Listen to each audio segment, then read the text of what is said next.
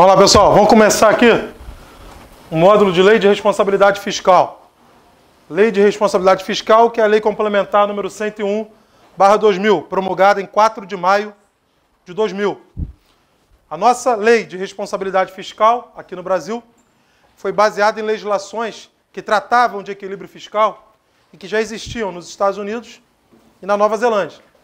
Tá, então a nossa lei foi bem baseada nessas legislações dos Estados Unidos e da Nova Zelândia.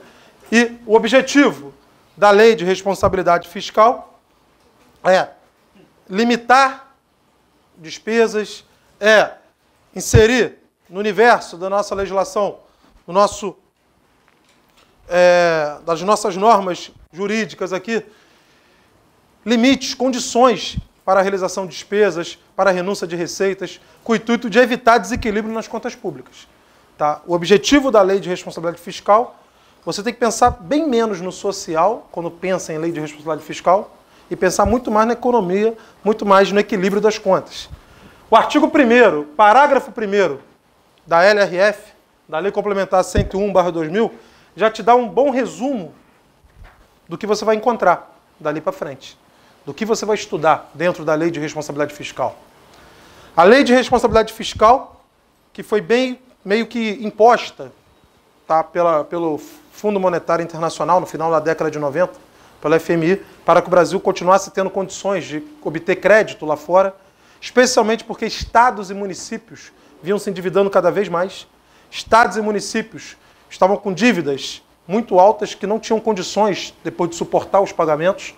Então, a LRF foi meio que imposta até no final da década de 90 pela FMI para que o Brasil continuasse tendo crédito lá fora. O Brasil tinha que se ajustar fiscalmente, especialmente estados e municípios, tá, para que o país pudesse continuar tendo crédito lá fora, pudesse continuar a pegar empréstimos para realizar obras de infraestrutura, etc. Então, o artigo 1º, parágrafo 1º, coloca que a responsabilidade na gestão fiscal, que é o nome da lei, Lei de Responsabilidade Fiscal, pressupõe o quê?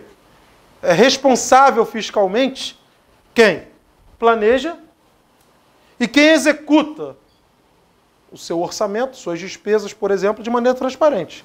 Então, a responsabilidade na gestão fiscal pressupõe a ação planejada e transparente, em que se previnem riscos e se corrigem desvios que possam vir a afetar o equilíbrio das contas públicas. Ou seja, a responsabilidade na gestão fiscal pressupõe ação planejada e transparente, com o objetivo de quê? De prevenir riscos e corrigir desvios que possam vir a afetar o equilíbrio das contas. Mediante o quê? Mediante o cumprimento de metas de resultado entre receitas e despesas. Tá? Existe lá na Lei de Diretrizes Orçamentárias, na LDO, um anexo de metas fiscais. E nesse anexo de metas fiscais, vocês vão estudar isso no artigo 4º da LRF. Nesse anexo de metas fiscais constarão metas para arrecadação de receitas, para a realização de despesas, para resultado nominal, resultado primário. E a LRF coloca que você deve estipular essas metas e deve procurar executar o orçamento de maneira a atingir essas metas. Para evitar o quê? Desequilíbrio nas contas. Então, a ação planejada e transparente é que se previne riscos e corrigem desvios capazes de afetar o equilíbrio das contas públicas mediante cumprimento de metas de resultados entre receitas e despesas e também mediante o quê? Obediência a limites e condições. Limites e condições no que tange a quê? A renúncia de receita. Não pode sair vários municípios, por exemplo, não podem chegar, um determinado município, por exemplo, não pode chegar e ficar aprovando leis para incentivos fiscais, incentivos, por exemplo, com redução de alíquotas de tributos, ou isenção de tributos durante um período para poder trazer empresas para se instalarem no município e tal. Até pode renunciar a essas receitas. Mas tem o quê? Condições. Existem condições para que se possa renunciar a receitas. Você pensando no orçamento, pensando que o orçamento é aprovado de maneira o quê? Equilibrada. Entre a previsão de receitas e a fixação de despesas. Se vão ser aprovadas leis onde você vai conceder incentivos, vai renunciar a receitas, então você tem que fazer o quê? Compensar essa renúncia de receita. E você vai estudar isso lá no artigo 14, que trata de renúncia de receitas, Você vai estudar que toda vez que for conceder ato que renuncie receitas, ou tem que demonstrar que essa renúncia de receita já estava projetada na LOA, já estava, quando fez o projeto de LOA, já se tinha projetado essa renúncia de receita, ou, se não tiver inicialmente projetado na LOA, que foi aprovada de maneira equilibrada, terá que compensar essa renúncia de receita quando começar a vigorar. Compensar o quê? Com outras receitas. Com aumento de alíquotas de outros tributos ou contribuições, criação de contribuições, para fazer com que o dinheiro entre. Tem que ter dinheiro para suportar as despesas. Então, renúncia de receita pode? Pode. Desde que se cumpra as condições que tem lá no artigo 14.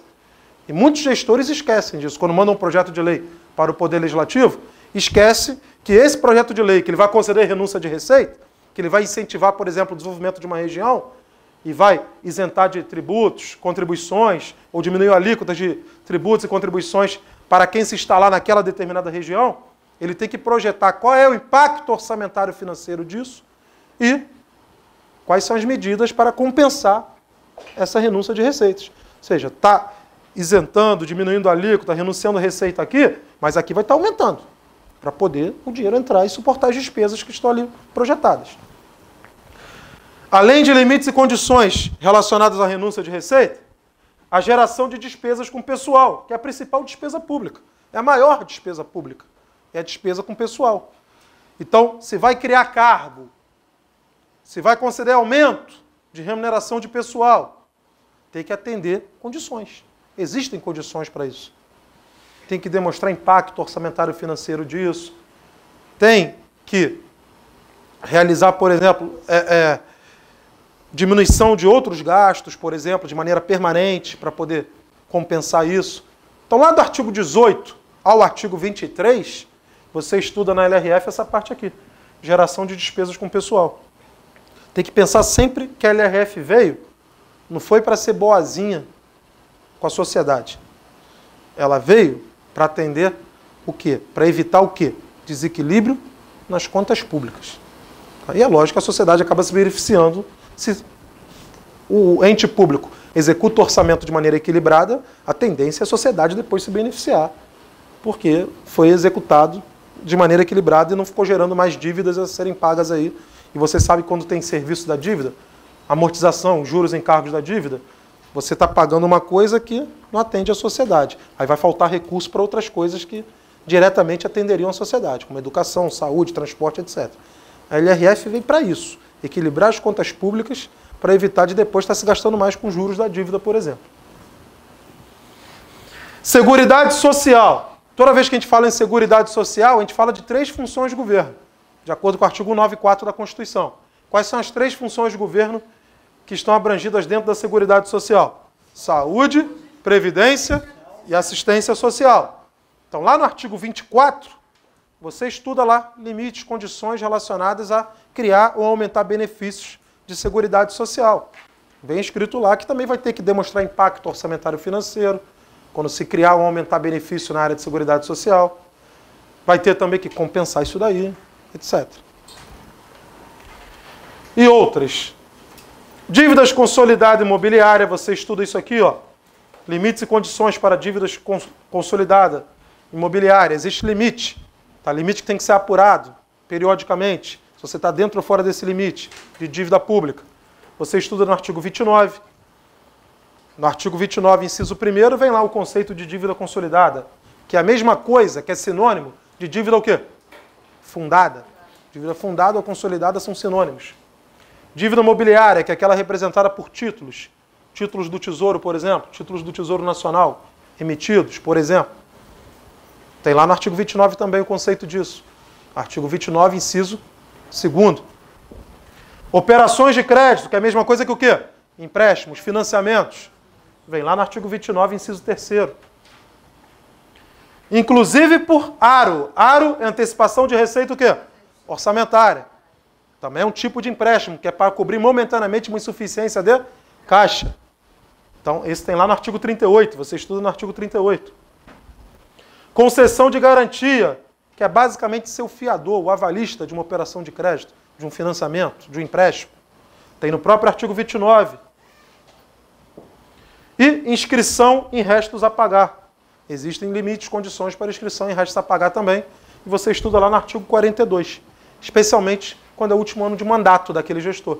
Para ele evitar de deixar dívida para o próximo. Então lá no artigo 42 você estuda isso. Então, ó, renúncia de receita, artigo 14. Geração de despesas com pessoal do artigo 18 ao artigo 23. Seguridade social no artigo 24.